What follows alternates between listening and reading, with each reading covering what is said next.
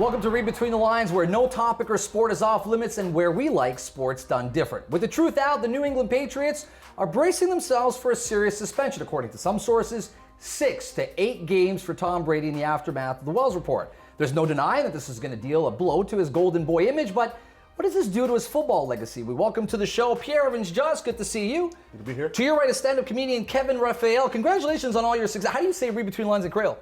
Li entre lignes. Lee Antligno. There you go. Thanks for taking the time, man. Congratulations on all your success. Thanks for taking the time and congratulations on everything. To your right, David Hurley, RBTL contributor. Also good to see you. Glad to be back. Okay, Tom Brady. This is going to put an asterisk on his career, on his achievements. There's no denying it. We know a suspension is coming. We don't know how severe it is. Like I mentioned before, according to some sources, 6 to 8 games. For you personally, what does this do for your impression, your image of Tom Brady? It doesn't really change anything for me in terms of his image, everything that he's accomplished.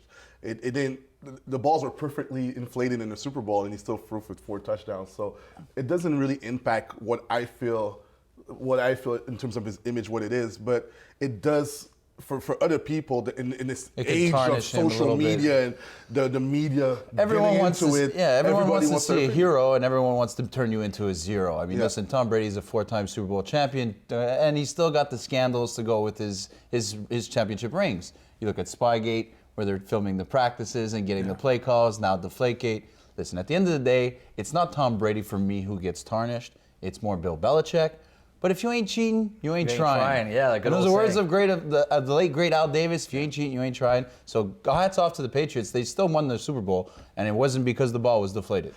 Okay, so fair enough. It's not necessarily because of the balls being deflated, but a cheater is a cheater. Does that change your opinion at all? Everybody cheats. That's the first thing. Everybody's trying to get ahead. Either it's you, him, Tom Brady, Hold on, you calling me a cheater? Everybody cheats. I didn't cheat. I don't know what you're talking about. If we can find a way to get ahead Competitive edge. without getting caught, we're gonna do it. And that's the way people are. Tom Brady is a 4-time champion. He got a beautiful wife, beautiful children. He's the pretty boy at the NFL. So, I mean, let the guy live his life. And if he cheated, It's like Colin Kaepernick said, you could change the PSI in the balls, but 40 points is 40 points. It's 40 points. There's nothing they could have done against Baltimore. They were in deep trouble. What does that say about his teammates who have come out on the offensive with regards to the media? You see Gronkowski, crack up some jokes to the media to talk about the deflate gate. Does that change your opinion at all in terms of them standing behind Tom Brady blindly without them knowing fully what happened? Yeah, Brandon Browner was standing behind them. All the guys are standing behind them. What are you going to do? You're going to say no? No, but isn't it, if you're not sure of what the final result's going to be, would you not want to take a step back and say, hey, look, man, they're investigating this guy. It's not necessary. We don't know 100% if this guy's cheating or not, right? He is the reason why the Patriots are that dynasty. Yeah. That's it. So if the guy... Belichick is also, yeah. But on the field, he's the leader. He's the guy that runs up, down, smacking his head with other players. So, I mean, he's the champion. He's the greatest quarterback to ever play the game. Oh, we talked about that on this show quite a few times. You just opened up the can of worms over here. You don't want to start that conversation. Actually, you do. Maybe we'll have you back and talk about that. I'm just saying, 4 rings. I mean, he never had, except Randy Moss 1 year, never had a receiver. The defense was good, yes, but he never had a weapon. I mean, Julian Edelman was a quarterback at Kent. And he's the best weapon of the Patriots. Quick question, I'll give you final thought, David. 6 to 8 games, some sources are talking about that of a severe of a suspension. Do you believe that can happen? Because that would be unprecedented. Listen, if it does happen, the New England Patriots are going to be in deep trouble. Garoppolo is going to have to step in as a rookie, as a second-year player. That I think they have to sign a veteran if that happens.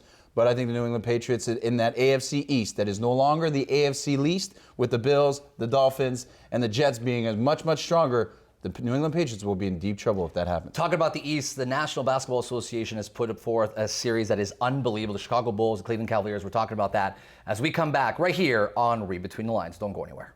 Reid Between the Lines is brought to you by Mansfield Athletic Club. Visit them at clubmansfield.ca.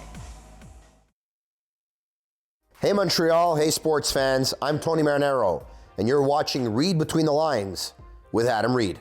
Chicago versus Cleveland. Can you ask for any better of a series? It's living up to the hype and features 2 of the best players in the league, King James and Derrick Rose. Now, D. Rose's body, however, is broken down more often than an old hatchback. With his recent clutch postseason play, the Bulls guard looks like he's all in, and the RBTL panel discusses, is he the surprise of the NBA playoffs? Welcome back, Pierre Just, stand-up comedian Kevin Raphael, David Hurley. Okay, so he hits the game-winning buzzing shot. You take a look at LeBron James. He responds. What an incredible series, tied 2-2. Are you surprised with with Chicago hanging in there with Cleveland? Because you've pegged Cleveland as going all the way in the East. Yeah, I think Cleveland's going to be the team to beat. I mean, I'm a little surprised. I mean, the loss of Kevin Love does hurt Cleveland. They don't have all the weapons that they were supposed to have. But if you look at LeBron James lately, he's stepping it up quite a bit. Also, D Rose in this series has to step it up, especially with Gasol out. So I don't know. It's been a very entertaining series for a fan. I don't know about you guys, but I'm watching this and I'm enjoying my beer and my popcorn. Well, me personally, it's a former MVP, so I'm not. It's not matter to be surprised. I'm not surprised at all. I expect a guy that's been in the playoffs before, that's performed before, to do what he's supposed to do. And I mean, LeBron James. No offense to Steph Curry, he won the MVP fair and square this year, but LeBron's still the best player in the world. So I mean, you see these two former MVPs going at it toe to toe, each hitting game-winning shots. Yeah. It's special. It's special to watch. Absolutely. But and LeBron, on a side note, LeBron just actually tied MJ for most postseason. I mean, that's his third. That's his third one. Yeah. And obviously the Kevin Love injury is hurting him a lot. But now Paul Gasol being a little bit injured himself, it kind of evens it out. It evens it out, and it makes it for an interesting series. Absolutely. Can they do it? Can Chicago do it? No, because you can't trust D Rose. You can't trust his buddy. The guy can be walking on the street and get hurt. Oh man, get a guy break. I mean, during the season, he was fine for like 2 months and then he got hurt. Yeah, you can't trust the Bulls, so I can't give them I can't push them forward. Okay, so argument's sake, based on what you're seeing and how healthy, when he is healthy, let's extrapolate. Let's say he is healthy. The way he's playing right now, he's showcasing that MVP skill that he has. If he does stay healthy, do they have a shot? I don't trust them. If he stays healthy, he's going to go head-to-head against the best basketball player in the world. One of the top 5 greatest player of all time. The fight is not equal. If Derrick Rose is not the surprise, or in your case is not the surprise of the NBA playoffs, or especially this series, who do you have? Is there somebody? Butler. Butler's been phenomenal in this series. Paul Pierce, anybody? Paul Pierce is just the truth. The truth is not a surprise. That's not a surprise. That's why they brought him here. He said it himself. That's why they brought him here. They brought him home for a reason. They needed him for his Raptor killer. Yeah, he went through the Raps. Now he's going through it in the East. He's looking like a monster, especially with John Wall out. The way that he's putting the team on his back, like my man, like they said, put the team on your back, though. He's been killing it right now with the buzzer beaters. He's looking really, really sharp. Well, for me, the surprise of the playoffs are the Clippers. Nobody expected them, first of all, to beat San Antonio, even though they had home court advantage. By one basket. By one basket. That's how close the NBA is. They go through San Antonio. Now they're demolishing the Houston Rockets, who had probably the best player in the league this year, James Harden, other than Steph Curry. And the way they're playing, Blake Griffin playing point forward and just looking like a 6'10" LeBron James, Magic Johnson type. I do have to give it's pretty special. I do have to give props to you though, because you did talk about James Harden and his lack of defensive capability, and now we're seeing him being exposed in the playoffs. He's not the same player, but I'm looking at you're absolutely right. When you're looking at the Clippers, just watching him go down the court. And you're watching a guy take off from the inside his own key to all the way down to go to the rim, and he's doing it in about 4 seconds flat. And you have Austin Rivers coming in looking like Chris Paul. When you have Austin Rivers coming in, it's because you've got great surrounding cast around you. And the Clippers are a very, very scary team right now. Love what you guys are bringing to the table, Pierre. Thanks for taking the time for being with us. We're swapping Pierre out. We're bringing Anthony Cornelli in. Don't go anywhere. It's happening right here on Reid Between the Lines. Reid Between the Lines is brought to you by EliteSportsTours.ca. What are you doing this weekend?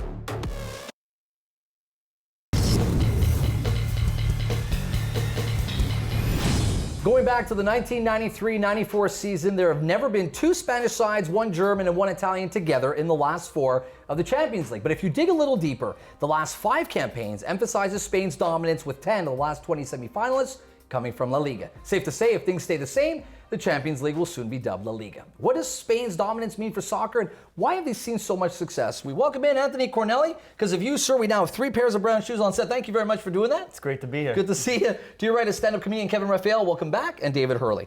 All right, the last 5 years, there's no denying that Spain has been dominating world soccer as well as the Champions League. What's one of the main reasons for why they've seen success? I'm going to say on the record, I don't watch soccer anymore. When Brazil lost 7-1, I quit. I said, I'm done with soccer. I watch the impact sometimes, and then they lost 65-1. So I'm done with soccer. I'm not talking about that. When you talk about La Liga's dominance, you look at really Cristiano Ronaldo and you look at Lionel Messi, those two for Barcelona and for Real Madrid. Now, of course, it also helps that they spend close to $400 million on their payroll. I mean, that also helps an infinite amount of money to go get the best players a year in, year out, and they chew them in, they spit them out like it was nothing. That's why I think Spain has had such success. There's the Atletico Madrid with the Diego Simeone's team that somehow manages to get there. But if you look at the big reason, it's because of the money. I agree that with regards to Messi and Ronaldo in terms of Champions League, but if you look at their world dominance, right, back-to-back Euros, the World Cup, etc., that's way more than just having two-star players. That could also be their farm system, how they're breeding players, the vision of Spain soccer. Are they doing a good job on that front? Well, clearly they are. I'm completely against La Liga. I'm very, very biased when it comes to Italian football, even though we've been struggling for the last 10 years. But the Spanish national team, they benefited from the big teams in La Liga developing their youth players and bringing them through the system. The Barcelona Bees and the Real Bees that play in second division and third division of Spanish soccer are much more productive than our reserve leagues in England and our primaveras in Italy. So they're fielding players at the under 21 level that are playing Champions League soccer, going up against other countries that their players are playing for the impact. You know, so let's not kid ourselves too. Barcelona's farm system has been phenomenal. They had Fabregas, they had the Piqué, they had all their nucleus for the Spanish national team playing under one house. And these kids grew up together since they were 11 years old to the age of 17. I mean, it does help when you get that kind of chemistry and you put it on the national scale. Eventually, it's starting to go in your way. You're talking about windows, right? And you see windows of German soccer, you've seen windows of Italian soccer where they perform well. Are we now seeing the window of Spanish soccer right now? Are we talking about the Renaissance with regards to La Liga? I think the Renaissance did start in 2006 when Barcelona won the Champions League. But if you look back at that 2006 team, there was only 3 Spanish players that started in that game. A subpar Victor Valdez, who by no means is any talks of the greatest goalie of all time. He played behind one of the best teams of all time. Yeah. They had Oliger, a right back that no one cares of or no one remembers, you know, and the team was made up of Dutch grit and Brazilian flair. Deco being Portuguese, but he's Brazilian anyway. So let's just think, and then after that, bringing the young players through the system helped the Spanish national team. They snuck through that 2008 Euro, and then it was unstoppable. I mean, it'll be a while before any countries get back to that level. Just in general with regards to soccer and a team completely dominating soccer like it's done. Do you like that? Do you like that one team or one country or is completely dominating? If you're good, if you put the money in, if you put the time in, this is not your problem. This is their problem. Mm-hmm. They got to fix it. Absolutely. So, I mean, if they're good, you pop the champagne and turn up, you're good. Yeah, absolutely. Yeah. I like to quote my buddy Didier Drogba. He said, Barcelona and Real Madrid fans just started watching soccer last week because growing up in the East End, very multicultural community, nobody cared about Spanish soccer at that time. It was the Marseilles, it was the Milans, it was anybody but Real and Barcelona because they hadn't won a title. They have the worst fans, arguably, in the world. I mean, you have some of the greatest players. If you're booing Cristiano Ronaldo, are you kidding me? Yeah, this guy is one of the greatest talents we have ever seen, and you're booing him. You have Gareth Bale coming into the team. Gareth Bale was one of the most instrumental parts of your team that got you to the UEFA Championship and got you that championship last year, and you're booing him the whole season long. This goes to show what fans are like in Spain, and it hurts soccer, and I kind of want England to get back to the top. Of course, I want Manchester United to get back to the top. There it is. Finally, they're back to the top 4. There it is. But I'd like to see, again, I'd like to see Serie A do well, and I'd like to see the Bundesliga do well as well. Fans that are not booing their team are the Chicago Blackhawks fan. They're doing incredibly well. They're headed to another conference final. After the break, we switch gears. We're talking some NHL. You don't want to miss it. Stay with us. Read Between the Lines is brought to you by Diadora. Available at diadora.com. Hi, I'm Theo Fleury. And I'm Kim Barthel, co-author of Conversations with the Rattlesnake. And you're watching Read Between the Lines. After sweeping their way to another conference final, the Chicago Blackhawks are soaring high above the rest and look poised to capture their 3rd cup in 6 years. Can anyone stop them? Pretender or contender? We welcome back to the show Anthony Cornelli, stand-up comedian Kevin Raphael, David Hurley. All right, Crawford goes from an .890 save percentage. He ends up saving 137 shots on 144 shots. He completely turns it around. It's a team that's probably the most deep in the playoffs. You look at what Chicago's been able to do. They're a patient team. They've got goaltending. They've got depth. They've got goal scorers. They got 4 lines that are rolling. Can anybody beat this team? I mean, they're back and they're better than ever.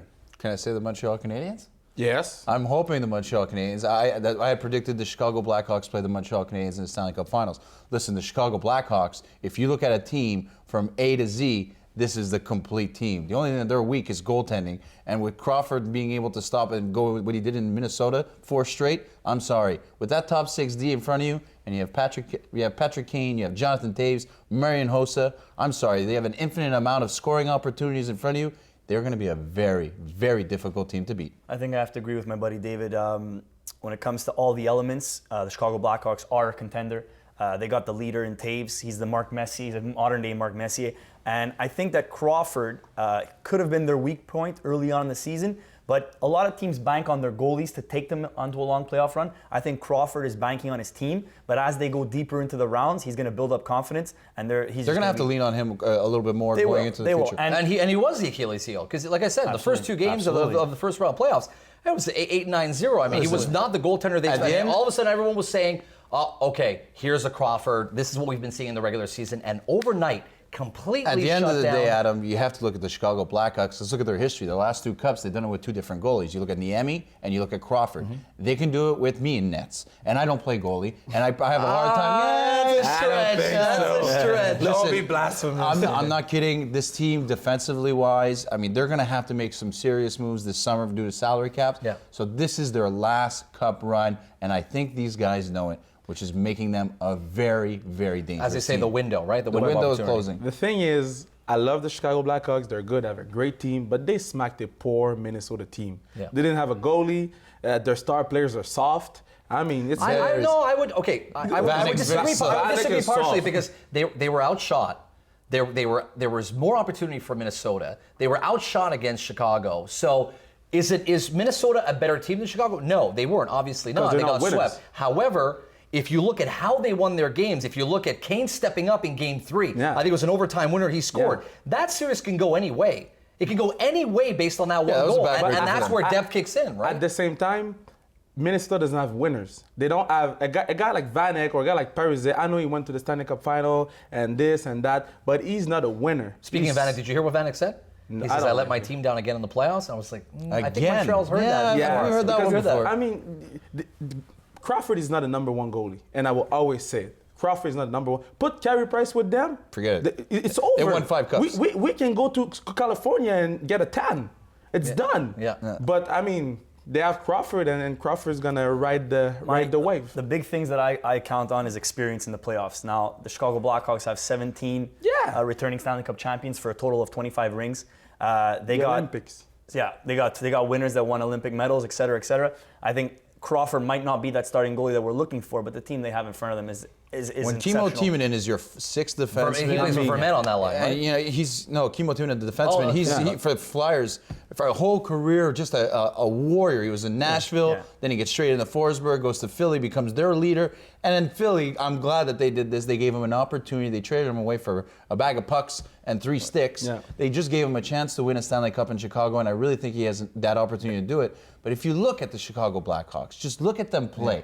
Is that not what Marc Bergevin is trying to turn the Montreal Canadiens into? Yeah. And it's scary to think they're locked in. Absolutely. Their major guys are locked in long-term. And let's not forget about the Ducks. The Ducks, they're big. They're going to bang them. Chicago's got 4 lines that are rolling right now. Corey Perry's going to have to score a lot of goals. I don't want to say that they're going to beat them, but it's not going to be as easy. Kane faked the injury. He missed 2 months of the season. He's ready for the playoffs. Charges battery. Speaking of that, they said he wouldn't be available to a conference finals. He was going to be out for 12 weeks. Yeah. He beat that by 5 weeks. Now he's the Chicago Blackhawks leader. 6 goals, 6 assists. That's right. I want to take a time, first of all, to thank you for taking the time to come see us here on Reid Between The Lines. Congratulations on all the success, man. It couldn't have happened to a better guy. Where can people catch some of the action and some of the shows you're doing and what you're up to? You go on Facebook, everything's there. Kevin Raphael Humorist. You go on Facebook. I got my show June 18th, I think. It's going to be funny. I'm funny, so it's going to be great. And I have a lot of people. A lot of my friend comedians going to be there. So. Congratulations again. Merci beaucoup. Thank you. Thanks. Appreciate it. Stay right there. My rant is up next. You don't want to miss it. Read Between the Lines is brought to you by enconfiance.ca. Find your dream home. Read Between the Lines is brought to you by tilmar.ca. Innovative designs in the ceramic industry. Are you for domestic violence? Do you encourage drug use? Do you support racism? Well, according to many angry masses, if you root for the Dallas Cowboys or Floyd Mayweather, you probably do. If you take a moment to read between the lines and sift past the rage and rancor, you'll see that this misplaced man can only be saved by an endangered species called reason. The reality is we now live in a torch and pitchfork culture, one where we shout first and ask questions never. With everyone linked to social media and blogging by the time they're potty trained, things go from rational to rabid in the same amount of time as it takes to snap a selfie. All jokes aside, domestic violence and drug abuse are serious issues, and they need a serious discussion. We also have to have important conversations, and they need to be had more often than not. But ultimately, athletes are in the entertainment business. They were hired for their physical talent, not their moral compass. When I watch football, I don't care about morality any more than listen to music or watching television. I remember someone telling us 22 years ago that athletes aren't role models. Maybe we take that to heart. That brings us to the real issue. We put so much value on personality, fame, and image that we look to stars for cues on morality. Maybe we should be looking closer to home, to our parents who have worked so hard for us, and to educators who have selflessly devoted their time and passion. Those are the people we can actually have discussions with and learn from so we can offer solutions instead of shouting like banshees. Just maybe the sea of outrage that we project says more about us than the athletes we target. We'd love to hear from you, what you have to say on our social networks at facebook.com/RBTL Sports, as well as on Twitter at RBTL Sports. On behalf of our co-hosts David Hurley, Pierre Just, Anthony Corneli, and the entire RBTL staff, thanks for being with us, and we'll see you next week. RBTL road trips are fueled by Avis Budget Hotel 10. Cars or trucks, we strive to exceed your expectations every time. Pass by to see us at 2112 Saint Laurent, corner Sherbrooke, or call us for the guaranteed lowest prices at 514-798-7317. Catering services provided by piattorustico.com, authentic Italian cuisine. Adam Reid's wardrobe is courtesy of Club Uomo, available at clubuomo.com. Salon services powered by Glam Atelier, La Maison de Beauté. Guests of Read Between the Lines stay at Hotel 01, located in the heart of the show and entertainment district. Limousine services provided by AmbianceLimousines.com, Montreal's premier limo company. Read Between the Lines is brought to you by Mansfield Athletic Club, the ultimate fitness center in the heart of downtown Montreal and Quartier d'Istrante. Achieve the results you deserve and visit them at clubmansfield.ca.